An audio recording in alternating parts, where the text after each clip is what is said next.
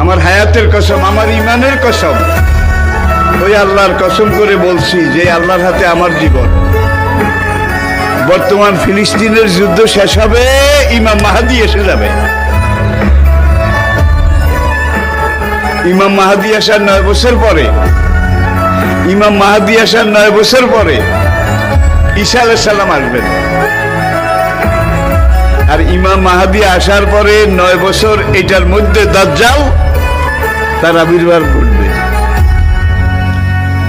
এমন সময় আমি আপনাদের সাথে কথা বলছি, হাদিসের ভাষ্য অনুযায়ী মনে করেন দাজ্জাল আপনার বাড়ির দরজায় এসে দাঁড়িয়েছে। এমন সময় আমি আপনাদের সামনে কথাগুলো বলছি, যেই সময় মনে করেন ইমাম মাহাদি আপনার ঘরের সামনে এসে দুয়ারের কড়া নাড়তেছে। কত কাছে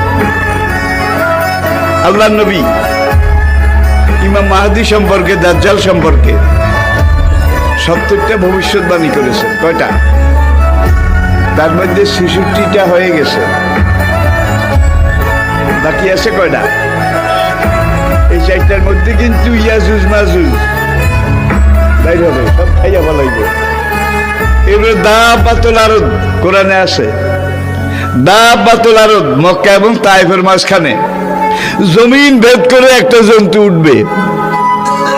সেই জন্তুটা রাতের শেষ প্রহরে মাথা উঁচু করবে, মাথা এত উঁচু করবে কাবা থেকে দেখা যাবে, ইয়ামেন থেকে দেখা যাবে, বাইতুল মাকদাস থেকে তার কল্লা দেখা যাবে।